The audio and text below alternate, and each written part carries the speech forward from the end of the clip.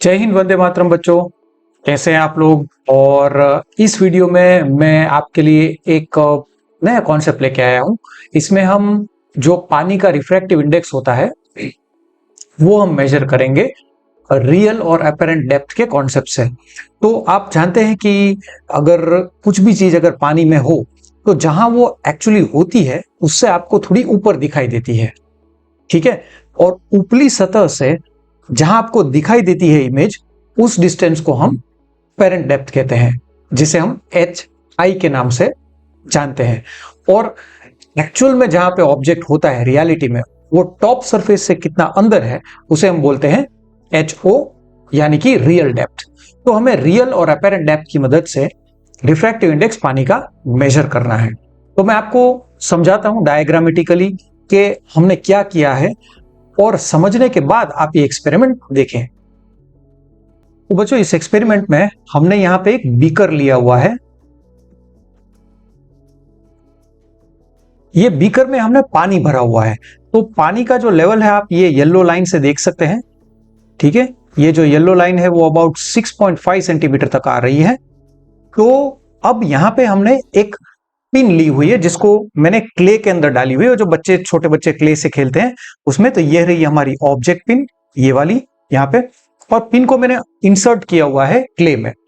अब जो पिन है वो बीकर की बॉटम सरफेस से 1 सेंटीमीटर ऊपर है। आप देख सकते हैं कि ये जो लाइन है वो अबाउट 1 सेंटीमीटर ऊपर है यहां से, यानी कि बॉटम ऑफ द बीकर से। तो जो टॉप सरफेस पानी की ऊपर की सतह है, वहां से जो पिन एक्चुअली में जो नीचे है उसे हम बोलते हैं एच ओ। उस डिस्टेंस को हम बोलेंगे रियल डेप्थ। वो है हमारे पास 6.5 सेंटीमीटर माइनस 1, तो ये हो जाएगा हमारी 5.5 सेंटीमीटर, ठीक है। तो मैं इसको अच्छे से थोड़ा लिख देता हूं। तो यहां पे हमारे पास जो रियल डेप्थ है वो पिन की, वो आ गई है 5.5 सेंटीमीटर। अब बच्चों, ये जो रेज आ रही होंगी ये पिन में से या फिर नेल में से, आप इसको नेल भी कील है, वो ये पिन है यहाँ पे। तो बाहर से जो सनलाइट आती है वो पानी के जरिए पिन या फिर ये कील है उससे टकराएगी और फिर वापस से पानी से बाहर आएंगी और एयर में आएगी। उसके बाद आपकी आंख में आएगी जो कहीं यहीं पे होगी बीकर के ऊपर से।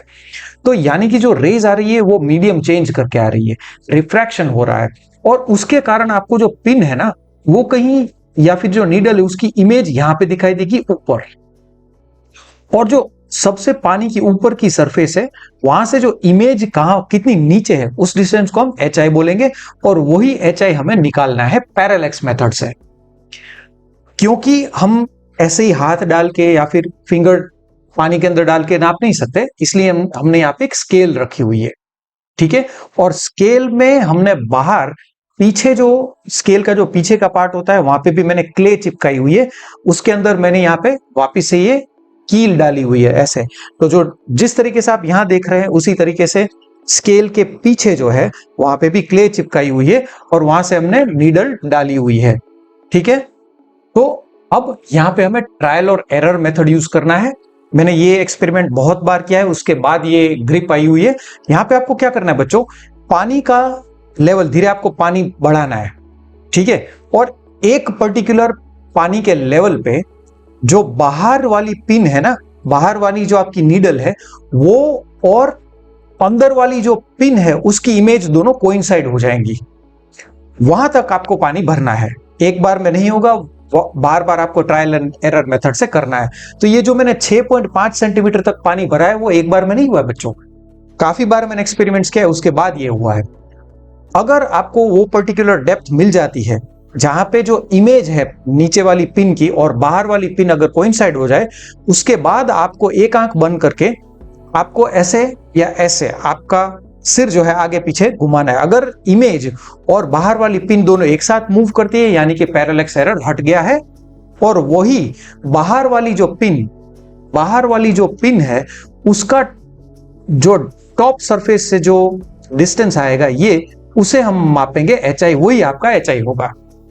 क्योंकि अंदर वाली पिन के अंदर आप स्केल तो डाल नहीं सकते, तो आपको किसी तरह से बाहर वाली पिन जो है उसको अंदर वाली इमेज से मैच करवाना है और पैरेलक्स हटाने के बाद आपको HI मेजर करना है। तो अब हम फॉर्मूला यूज करेंगे HI upon HO is equal to 1 upon refractive index of water. ये डिस्टेंस आपको नापना है और HO तो हमारे पास आ ही गया है 5.5 सेंटीमीटर, और इस सिंपल फॉर्मूले की मदद से आप म्यू डब्ल्यू माप सकते हैं।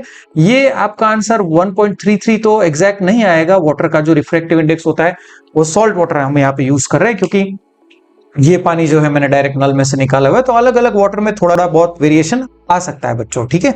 तो उम्मीद करता हूं आपको एक्सप्लेनेशन अच्छे से समझ में आ गया है। आइए हम एक्सपेरिमेंट शुरू करते हैं। तो अब हम यहाँ पे हमारे बीकर के अंदर थोड़ा थोड़ा पानी भरते जाएंगे, और जैसे जैसे आप पानी का लेवल बढ़ाते जाएंगे आपको जो नीचे जो ऑब्जेक्ट नीडल रखी हुई है उसकी इमेज और ऊपर शिफ्ट होती हुई दिखाई देगी, और फाइनली हम पानी का लेवल 6.5 सेंटीमीटर तक रखेंगे। इतना करने पर आपको जो इमेज है जो नीचे वाले पिन की वो आपको ऊपर दिखाई देगी। अगर आप ऊपर से देखें तो जो इमेज है और बाहर जो हमने नीडल चिपकाई हुई है स्केल के पीछे, उन दोनों का पैरेलक्स एरर हट चुका है, दोनों ही मूवमेंट एक साथ कर रही हैं। अगर ऐसा होता है तो टॉप सरफेस, पानी का जो टॉप सरफेस है वहां से जो नीडल का डिस्टेंस है वही हमारा HI है, और इस केस में वो 4 सेंटीमीटर है।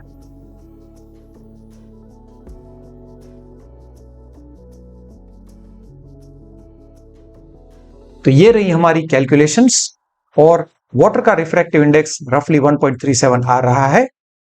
वीडियो देखने का बहुत बहुत धन्यवाद।